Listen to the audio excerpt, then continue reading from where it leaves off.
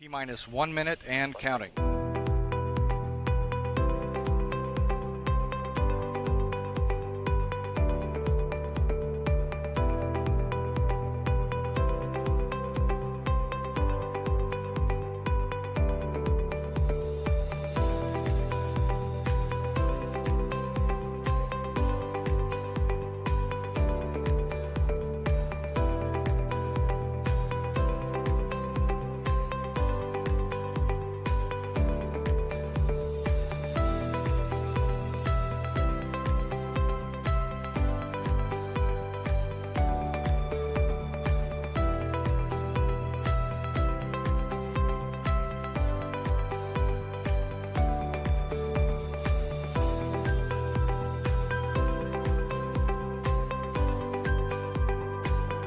Four, three, two, one. Welcome to the Flyer Show. Hello and welcome to the Flyer Show from the Wadswick studio. My name's Ian Seager. I'm Ed Hicks. And I'm Dave Corderwood. This week we'll be looking at three great value light aircraft. We've got news from Bristell and Icarus. We'll be hearing about a pioneering electric partnership between two Swiss parties. And if you fancy your own airfield, there's one coming up for sale in Ireland. But first we have to say a huge thank you to SkyDemon for supporting this show. And here is this week's top tip. Hi, I'm Hannah from SkyDemon, and this is this week's top tip.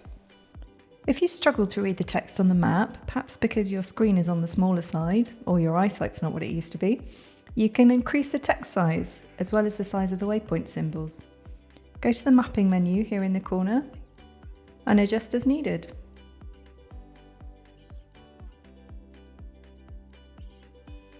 You can also change the size of the instruments in Go Flying mode. Go to Setup, Navigation Options, Instruments, and use this button to make the instruments bigger or smaller if you're using SkyDemon on a phone. For more information, go to our website, skydemon.aero. Well, I'll tell you what, if you're getting old or if you're going blind for any other reason, that's a great tip. Yeah, no, we all joke about it's like, can you see that? But actually, there's times where you need different size text in the cockpit. So I like that. Absolutely. And I particularly like the way SkyDemon make it so easy and intuitive. Shall we see what the forecast is looking like for this weekend? Evening all, hope you've had a good week and looking forward to the weekend, but it is going to be an unsettled weekend for flying, and then temperatures fall quite dramatically actually through the weekend and into next week, so just be aware of falling freezing levels. Something to check out carefully on the forecast if you are thinking about going flying, particularly later in the weekend and into next week. Now, no dates just of yet for my next Aviation Weather School Part 1. All of them are full, but I'm trying to work out a few dates. So if you want to come along, go to weatherschool.co.uk and use the contact us form that you'll see just in the top right hand corner there, and you can fill in your details on there and just let me know that you want me to add you onto the list to be notified when the dates are announced. Doesn't commit you to anything, it just means that I can let you know as soon as those weather school dates are announced. Okay, so this is how we are for Friday. We've got a front that's lying through Southern Ireland, through Wales, through northwestern parts of England. It's bringing cloud. It's bringing outbreaks of rain and drizzle, reduced visibility over western coasts as well, and it looks like it is going to be reduced visibility over southwestern coasts too. So I think in all those areas, not very far. However, central and eastern areas of the country improving through the course of the day. I think we're going to be looking at bases probably at around 3,000 to 4,000 feet, tops at around about 10,000 to 12,000 feet, but getting better, but still breezy. Messy across western Scotland, some showers here, generally non-verifiable. Central and eastern Scotland, marginal because of the strength of the wind, although much more broken cloud and sunny spells, and generally flyable across Ireland. On to Saturday. Look at that. Low pressure is in control on Saturday, drifting into Ireland. This brings an area of fairly heavy rain across Wales, across northern England, across much of Scotland, into southwest England, into Ireland. Generally non-verifiable. Some QNIMs tied into those fronts as well. Pretty horrible overall. The far northwest of Scotland fares better, and after probably a fairly murky start. Much of central and eastern England are better too. Probably 2,000 to 4,000 foot bases here, 10 to 12,000 foot tops, maybe an isolated shower in the afternoon, and also just something else to watch out for, low cloud across the southwest. But certainly those central eastern parts are looking better on Saturday. For Sunday, low pressure again in control, centred over the top of us. Not a great weekend. It looks like for northern Scotland we've got rain and non-VFRable here through northern England, through much of eastern Ireland, running down into southwestern England, Wales. It's not looking great. We've got strong winds, we've got some cumulonimbus clouds in there, we've got generally non-VFR weather. England and Wales again look a little bit better, but I think some heavy showers getting going, possibly thunder in the afternoon across central and southern areas, and that risk of showers through parts of the channel as well. So it's not the best of flying weekends, I have to be honest with you. There will be some windows in there in a few places, as I've shown, but I think those are going to be quite difficult to track down. But whatever you do, have a safe flying weekend, and I'll see you next week. Bye for now. Right, let's get to some news, shall we? Get to some serious stuff. Okay, well, Czech manufacturer Bristell, actually they're called BRM Aero, their aircraft is called a Bristell. They've just earned the FAA type certification for the B23. This is their two-seat all-metal training aircraft, but also for private users.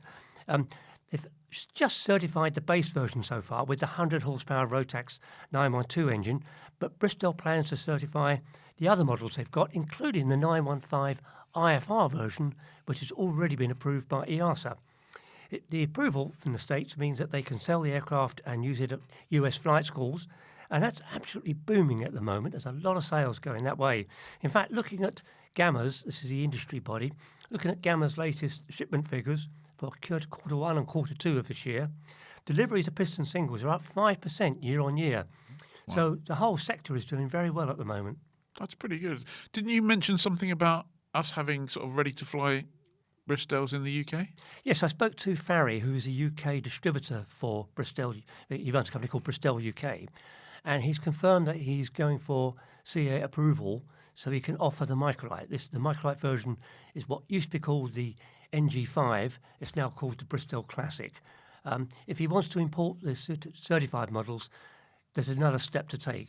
Okay. Also good news for the C-42 fans out there, of which there are many. Icarus Comico, as you all know, there's been some issues over the last year. We've spoken about it a couple of times. There was some kind of not quite disappearing molds, but they kind of went elsewhere. Anyway, the light aircraft company have got together and helped out Icarus and consulted with Icarus and have told us that they are pleased to announce that in the new partnership there will be continuity of spares, and from November you'll even be able to offer new aircraft. It's kind of a really important thing, given the C-42 is pretty much the backbone of the UK microlight training fleet, really. Yeah, that's it's good news and stabilising news, isn't it? Because I think a lot of people were uncertain. Absolutely. So not just the UK, that will be a thing that really helps a lot of people throughout Europe, really. So a good thing, I would suggest. Absolutely. Yeah. C-42 is a nice little aircraft. It's very easy to fly and really lovely little thing. Yeah. No, absolutely. What have we got next then? I've got some electric news, and that's two Swiss pioneers. That's Smartfly and H55. They've announced a partnership between the two of them. H55 is going to supply the batteries to Smartflyer for their electric hybrid aircraft, the SF1. Now, you might remember we saw the SF1 at Aero Friedrichshafen in April this year. It's the weird aeroplane because it's got Rotax engine in its nose, which is basically a power generator for an electric motor in its tail. It also has a battery system, and obviously that's where H55's expertise comes into play, because they have been developing a certified system for their B23, which is an electric version of the Bristell, which they've just flown across the US in a big successful tour and gained a whole bunch of orders. So those two are partnered. Smartflyer is an unusual aeroplane, but hey, we need some unusual aeroplanes to take us into the future. So hopefully. So just to confirm, that Rotax in the nose, the 912, that doesn't drive a prop at all? No, it just sits there. You start it, run it at 1 RPM, really. That's its most efficient RPM to generate some power. And it's just there purely as a generator. Pretty cool. Pretty cool. Yeah. Well, there's an airfield for sale. It's called Wexford Lakeview Airfield. It's near a place called Tarmon in County Wexford, about 25 miles from Waterford. It's a lovely looking place. It's 13 acres, grass runway 2507. That's around 370 metres usable. Oddly, they say there's 500 metres hedge to hedge. I hope we don't get to use all that. Well, they could have like little wildflower buffers before the runway starts, like we've got at Wadswick. They could do, yes. Yeah, I guess it's useful to know. It's mainly used by microlights, by the way, at the moment. There's also a 171 square metre hangar with sliding doors and a concrete apron. The airfield is in open airspace, no overhead electricity lines or anything like that, surrounded by lush green countryside. Most airfields don't have overhead electricity lines. I know, but there's none either No side. nuclear power plants. Anyway, it's for sale at an auction on the 9th of October. The reported starting price is going to be around €250,000. And that's a dream. And doesn't it look fabulous? It does, absolutely It fabulous. looks amazing. Doesn't it? Yeah. I think pretty much every aviator dreams of owning their own strip or airfield of some kind with a house. That would be that. I mean, I know this doesn't come with a house, No, it Yeah. doesn't. but that's a bit of a dream, isn't it? Yeah. Don't you think? Does anyone not want that? What's been going on elsewhere? I think Roswell. Good news from Roswell, New Mexico, which was obviously the new home of the relocated, not of aliens, of the relocated National Championship Air Races. They've just had the relaunch of their race in that new location, and it all went well, pretty much, apart from some heavy rain on Saturday that stopped the action. But otherwise, the racing action concluded on Sunday with the final heat of the races, and everything went really, really well. Lots of reports online, social media, people being very positive about that. The winner of the biplane class was Tom Marsden in Pitts S1. Formula One was a guy called Josh Watson in a Gilbert DG2. The jet class was won by Bob McCormack in an L29, beating all the L39s, which I always thought were faster. T6 class was won by a guy called Chris Lefebvre, but second place was a guy from Ukraine, a guy called Vitaly Pichersky. Hope I got that right. And Stoll Drag winner was perennial favourite Steve Henry in his Yamaha-powered Highlander. So I'm hoping that a successful start to Roswell means that next year paves the way to classes like the Unlimiteds and Sport class going, hey, this was all good, let's join in. Finally, if you've been around in aviation for a little while, you may have come across the name Rob Wilderbell. He was the general manager at Goodwood. He was probably the nicest person in UK general aviation, super helpful to everybody who met him. Sadly, he passed away a few years ago, and there's been a scholarship created in his honour, and it's been running a couple of years, and there's currently a fundraising auction going on. It's an online auction. Link will be in the description. There's all sorts of prizes. You can take a float plane experience up in Perth, and including accommodation. There you can fly with Ultimate High. You can get Ray Hanna's jacket. There's a Spitfire sim, but there are also some other prizes which are, I'm not quite sure how to describe them, but should we just say smaller prizes, one of which current winning bid on it is just £5 from Mr. Mark Greenfield, believe it or not. And that is for a used Pooley's kneeboard. Now, it seems to us that we should we should try to make that Pooley's kneeboard the most expensive kneeboard in the world. That's a good challenge. It's a good challenge. I mean, nobody really wants a kneeboard. Well, I don't want a kneeboard, that's for sure. But you know, it's not about the kneeboard. It's about supporting the Rob Wilderbell scholarship. So let's all go online and see how much we can bid it up to. See if we can get Mark Greenfield spending a bit more money. We'll spend a bunch of money, not a huge amount, but we'll spend some money. Let's make that kneeboard much more expensive than a new version of it, for sure. And then we can, if we win it, we could put it on the wall called the Rob Wilderbell kneeboard or something. Okay. That's a Yeah. great That's idea. a bit of an ambitious step, but Yeah. let's make it expensive. How much do you think a kneeboard could be worth? It has unlimited potential, doesn't it? Do we know who had it before? No, Is but it we could someone make it famous? up. We could make it. Great. Give it a fake story. Give it a fake. Yeah, I'm going to bid on it later, I think. So, at the start of the show, you heard Ian talk about the fact that we are looking at 3 great value light aircraft. And to help get this underway, we started a thread on the Flyer Forum asking for people to give us some ideas. And there was some really good contribution. We'll put a link to that discussion in today's video description. But Ian, what did you go for?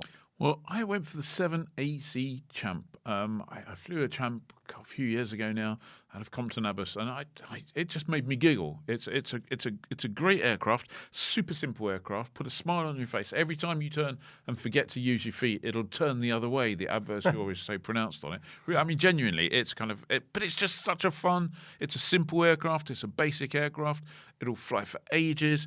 It was kind of first flew in 1944. It was originally designed to kind of compete with the J3, which was becoming the thing. Probably still is the thing in many ways. It was available with engines from like 65 horsepower right up to 140. I don't think there were too many of the 140 horsepower version around. And they even built something called a 7FC Traveller, which is well, take a look at this and tell us what you think. Oh, no. Nose wheel. I know, exactly. It was like, I don't know. But, an aeroplane's an airplane. I reckon you could buy one of those in the UK for about 15k. If you happen to want to go to the US to buy one, there's some available for between $25,000 and $30,000. Obviously, you'd have to pay VAT and shipping and everything else. But they do have some absolute, I think what the Americans call them cream puff versions, which are just beautifully restored and presented. So I think that's a great value aircraft that will give you hours of pretty low cost fun flying. And it's a very zen aircraft, I find. It's kind of like, it's not, oh my God, everything's happening. It's just like, just chill, just fly along. Well, 65 horsepower will do that to you. I guess it will. Yeah, you kind of have to slow down. Yeah, but great aeroplane on a permit, so within your remit to maintain. Yeah. Supported by plenty of manufacturers of spare parts. 65 horsepower Continental, pretty bomb-proof to run and maintain as well. So I mean, it's tandem, but you fly it solo from the front seat. Yeah, which is nice. Great visibility, super simple panel. It reduce things to the basics. It's a lovely look. Not to the basics where you don't have SkyDemon, obviously. if you actually have to navigate, that gets a bit trickier. But no, great aeroplane. Is that the aerobatic one as well? No. You're thinking of the Citabria, which the Champ kind of, you can see it how that developed into. Citabria is a great, if we were doing low-cost aerobatic aeroplane, that would be a great one to be in that. Absolutely. Super adaptable airplane, Citabria. Love it. Yeah. Well, I went for this. It's the Jodel DR1050, and it's 4 seats, 2 plus 2, operates on a permit to fly, 100-knot cruise, and is fundamentally a good UK farm strip aeroplane. Built between 1958 and 67, most used 100 horsepower Continental 0200, though there was a version with 105 horsepower Potez engine as well. It was made famous by Pierre Robin because he raced it with his wife in the Circuit of Sicily races, and that meant that every year they came up with a version that was ever so slightly faster than the last one. So we started off with the Ambassadeur, and then I had the Cecile and the Cecile record, and then it ended with the Excellence. But basically, there's a whole range of 1050s if you fancy one of those and you want to choose from that. And you will probably spend anywhere between about £25,000 and £35,000 on one of those. And okay, that's not as cheap as your Champ, but that does give you a pretty versatile aeroplane. It's good for strips, good load carrying capability. Okay, it may not be the biggest cockpit, but I have flown a couple of different versions and I do fit. It's all right. I don't have to sit there with my neck completely craned over. But they are fun and they are characterful. They're easy to maintain and they are really rewarding. So, if you're not a tail dragger pilot, they're not an intimidating, difficult tail dragger. No, if you go out and get tail dragger skills, you will be... Yeah, don't read a book and teach yourself. No, go out, get some proper training, but that will put you in a perfect place to operate a 1050. I think they just look... The good one just looks lovely. Yes. Yeah, absolutely. Yeah, no, just pick your price point and buy in. I think they're lovely. I guess the biggest downside that we kind of have to mention in the whole Jodel conversation is, although it'll give you some really good value, low-cost flying, they really do need to be hangared. Yeah, and in I parts guess of the country, that's expensive. that is, yeah. I guess a bit like your Champ. Yeah, a bit like my Champ. Yeah. So, and obviously the Champ's big wingspan, isn't it? So at least the Jodel, tiny bit smaller. Cranked wings. Yeah. So, but yeah, 1050. I really like that. Yeah. So it's a good aircraft. And I was looking for a high wing aircraft with 2 seats side by side rather than in tandem. And my high wing is because they're a lot easier to get into and out of if your knees and back are not quite as good as they used to be. Do you know anybody like that? I can't think of anybody really other than... Anyway, that limits the choice. You won't be surprised that I've chosen the Luscombe 8. Wow! Didn't see that coming. That's remarkable. Well, look, hang on a second. I have owned one in the past, but now I've been looking around and I found 3 examples for sale at the moment in the UK. 2 priced in the mid-20,000s and 1 priced up at 45,000. The price differential comes down to condition, equipment and preference. Because there's 8 A's right up to 8 E's and even a few 8 F's around. Mine is for the later ones, which are all metal rather than the earlier ragwing types. And also I prefer the more powerful C85 or C90 engines, mainly because I want an electric start. Yeah. I really don't fancy hand starts. Yeah, if you're going for the easy to get in and out, then you don't want the gymnastics of a hand starter. No. So anyway, yes, Luscombes are old. They're coming up to 80 next year, having a little celebration to the European Luscombes. They're a touch on the cramped side, but then most aircraft of that age are. And Cessna 152, 150, they're not exactly big to get into either. Unlike the Cessna 150 and 152, the Luscombes have got a stick, and for me that transforms the whole fun of flying rather than a yoke. Some Luscombes also have a very lovely Art Deco interior and panel. Not all of them, because they've been messed around a bit over the years. Yeah. Some of them do. There's 64 examples on the UK register at the moment. There's still plenty in the USA, and there's a couple of dealers who specialise in the parts. And they come up for sale at a sensible price. There's nothing very complicated about a Luscombe. Lastly, of course, an absolute hoot to fly. What did the wisdom of the thread bring us? The wisdom of the thread was quite wise. It was quite wise. It was there was loads of really good contributions. So thanks for that. Other aeroplanes suggested. Someone suggested the CTSW, the Taylorcraft BC-12, Murphy Rebel. Grippo Trail and the Emerald all featured. There was one suggestion of the Pulsar, 105 knots on 16 litres an hour. That's a 2-stroke. Looks fantastic, flies superb, says the owner. 0 time overhaul, 2K. Quite a rare aeroplane though, so not too many of those. Someone said, how about the Rally? It's 4 seats, 5 hours endurance and true stall, safe handling. And yes, the Rally's nice, but it's in the more regulated maintenance regime, isn't it? I think if you're going to buy something that's low cost, you need to think, It's the whole package. That's it. It's the whole package. It might be cheap, but it might be cheap for a reason. Also featuring Jodel D11, Kit Fox. There was one particular remark around the really low-cost option, which we weren't aiming for, but it's a good point. Things like Taylor Monoplane, Brugger Calibri, VP1, Luton Minor. If you want to get flying, then those single-seaters are the absolute budget basement. But I think this was more about low-cost aviation that gave you a more rounded package. Yeah. Maybe, for a lot of people, at least having one other seat and probably being enclosed are the two kind of plus points. I think single seats are something that are quite special to fly and lovely to fly, but so there's a social aspect to flying that's tough with a single seat. They are unique. With these 3, because none of them are in their first flush of youth, they've been around a while, the kind of price is probably stabilised. They're not going to fall through the floor. No. So your capital is not going to grow. Well, it may grow, but and I think you can safely buy in, and if you go, I've done my time with this. you can safely sell on. Yeah. I think you're not going to be put in a position of risk of going, well, I bought in and all my money's gone. Yeah. Good point. Good point. So anyway, if you would like to join into that conversation or other conversations we'll be having about other bits and pieces in future Flyer shows, you'll need to be a member of the Flyer Club, and that will now cost you £6 a week. Sorry, not a week. £6 a month, apologies, or £62 a year. Head over to flyer.co.uk/membership and find out. There are lots of other benefits. There's a whole bunch of landing fees, Ed. There are.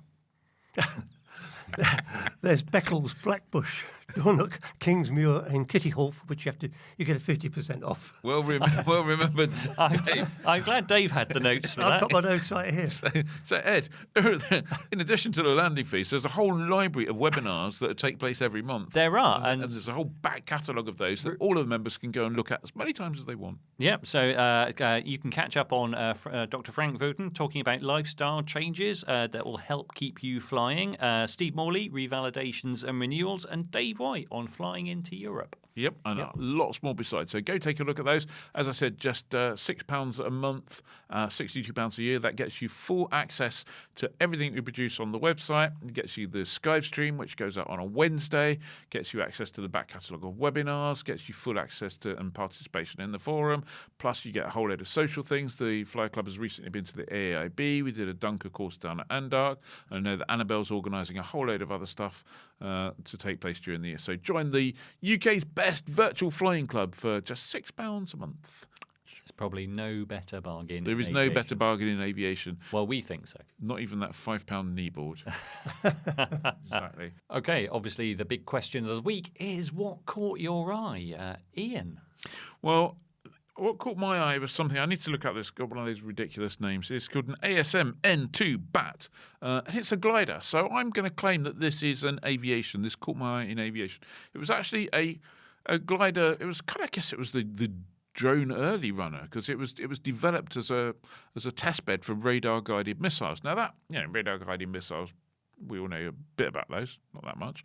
But during the war, that was being developed. But there was also a guy called B.F. Skinner, called B.F. because his real name is Burhus Frederick, which so I will stick to B.F. He was a psychologist and an inventor, and he kind of believed, you know what? I think there's an easy way of getting getting guided missiles, and I'm going to try and develop it with using this ASM N2 BAT. So basically, the idea was you get 3 pigeons. And you trust me on this, you put the 3 pigeons in a little bit in the nose, and they each have a screen in front of them that's on pivots.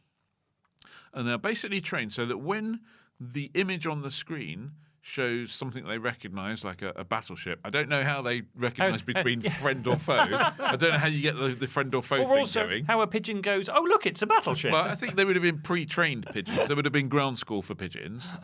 And there was ground school for pigeons. So you put these 3 pigeons in, and these screens are all on kind of like gimbal-type arrangements. And if the battleship starts to move out of the screen, then they were trained to peck it in such a way that it moves it back central. Wow. And the aircraft picked up on the movements of these screens on gimbals, and then used that to change the flight controls of the glider and aim it towards the thing. It was absolutely brilliant. Unfortunately, pigeons don't always agree. So there was a system whereby a vote was taken, obviously not like a proper vote, and there was no canvassing or anything, where, put your leg up, where if 2 of the pigeons agreed, it followed that. And the 3rd pigeon was somehow punished in an unspecified fashion. So I imagine it had some kind of electronic device that gave him a little bit of thing. And effectively, the pigeons guided this glider to its target. Now, the pigeons obviously met a bit of a sad and explosive end at the end of this. The original suicide bombers. The original suicide bombers, yeah, indeed.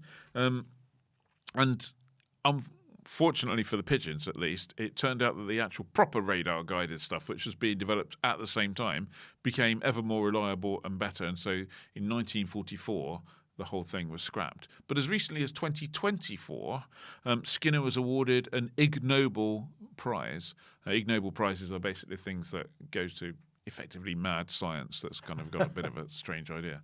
But I thought that kind of caught my eye. It was kind of fun. Do you think maybe successful radar guidance was actually invented by pigeons who went, we're going to have to stop getting used for this? It's a bit like those ads in America where you, by the side of the road, which are basically cows going, eat more chicken. Yeah, that kind of thing. Maybe this... Is there perhaps an untapped route for maybe eVTOLs where they will be flown rather than robotically? Maybe you can get on your eVTOL to clear your Los Angeles traffic jam and find that it's flown by a pigeon. Or 3 pigeons. Or 3 pigeons. That might be worse. It could be 3 arguing pigeons. I wonder if you get like a pigeon autopilot on a permit aircraft. Do you remember when we used to do the flyer show? Not the flyer show, or the flying show it was called, at Telford. Yes. Yep. And there were pigeons in there. No, but the next door show was like a pigeon fancier show. If we'd have known that was like old-fashioned avionics, basically, we could have done a ticketing deal. You could have offered them a PPL, a pigeon pilot's license. Pigeon pilot. Oh, very good one, Dave. It's a pigeon Pandora's box. It is. On that note, Dave. Yes, what caught my eye, a bit more serious this time. Oh, excuse me. Swansea Airport is licensed again. The team of volunteers called the Swansea Airport Stakeholders Alliance. They've secured a CAA licence for the airport. The alliance, a little bit about that. Bob Oliver, MBE, is the chairman. He explained the alliance as a not-for-profit social enterprise. It was established in 2021 by users of the airport, which wasn't going through a good stage at the time. And in September 2024, Swansea Council gave the alliance a short-term lease while they decided what its future should be. There's going to be an announcement in October this year about what's going to happen because that short-term lease comes up for renewal. Bob said the volunteers have logged over 17,500 hours so far. This is volunteers. Not flying, working. Working, yep. And they've worked on the runway, the fire service, the air-ground radio, made other improvements, established compliance systems, and produced all the documents needed for the CAA to give it the new licence. There's a bit more. The Alliance has a vision for the airport. They want a vibrant and welcoming GA aerodrome that sits sympathetically in its landscape, ecology and community, respecting the heritage of the site, and there's a lot more as well. They've also got a social programme that supports the local communities and helps the council deliver its public policy objectives. So the lease comes up for renewal. Let's hope the good work that the Alliance has done and all the volunteers have done gets them a longer lease. We should jump in the airplanes and go visit Swansea and see how it's doing. It's been a challenged airfield over the past. Yeah. But various times. that sounds really good news. Well done to the team there. Yeah, I mean, what they're looking for is if they get a long-term lease, they can actually go out and get some investment to really put into it. And they make a big thing about the fact that it's in the Gower Peninsula, which is an area of outstanding natural beauty and a really outstanding one. It's just stunning down there. Very good. Yep. How about you, Ed? Well, I was watching the latest flyer video, and after that finished, YouTube said, hey, how about this? And it was racing driver Ben Collins, who you might know better as Top Gear's The Stig. Back then, but anyway, he was making a video about going flying in this fabulous Cessna 414 twin. Gorgeous. And it was, so basically it was purchased new in 1979 by none other than Lotus Formula One boss Colin Chapman. And the aircraft's been restored to its delivery colours by car collecting team Chrome Cars to join their Lotus Black and Gold collection. The 414 was made famous for a number of reasons, primarily because it was painted in the black and gold colours of the Lotus team sponsor, which was John Player Special, and carried the ultimate F1 registration, which was Golf Papa Romeo India X-Ray, basically Grand Prix.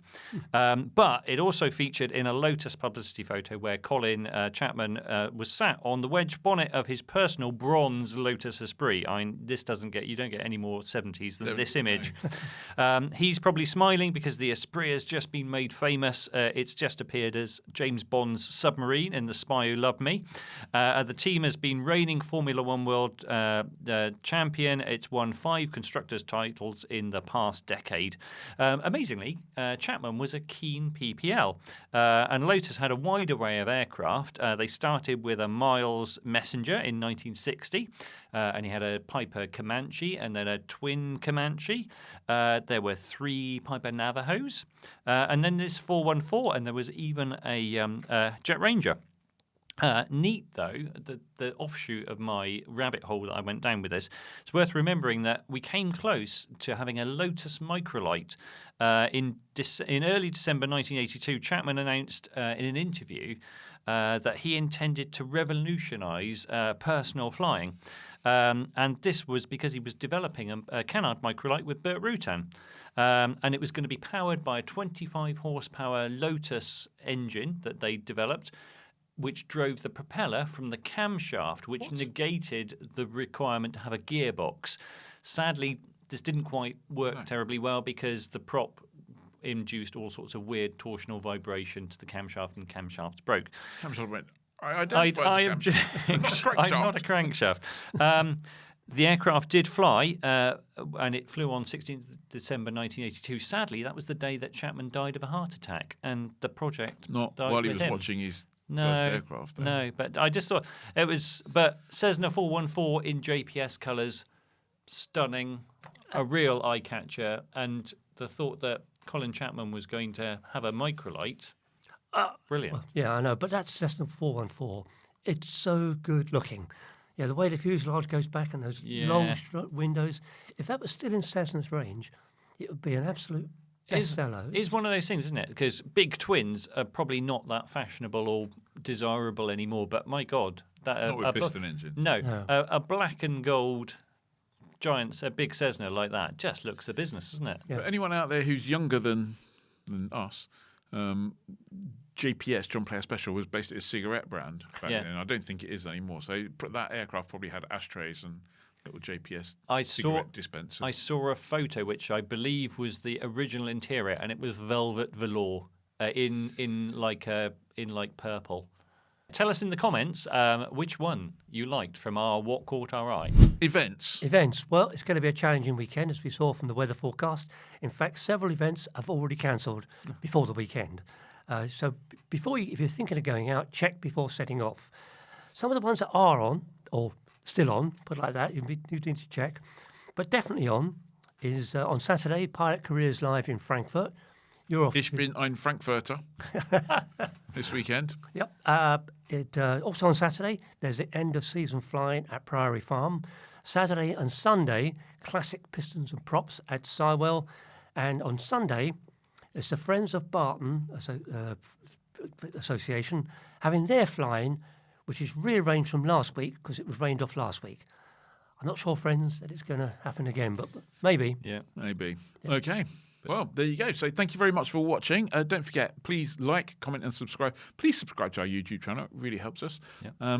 Tell your friends, share it far and wide, and we look forward to seeing you next week. Have a great weekend flying. Thank you. Bye. Right. Take 552. Okay, got it. Right. Let's try again, shall we? Okay. So far, no one else has made a mistake. Yeah, but we only had to say our names.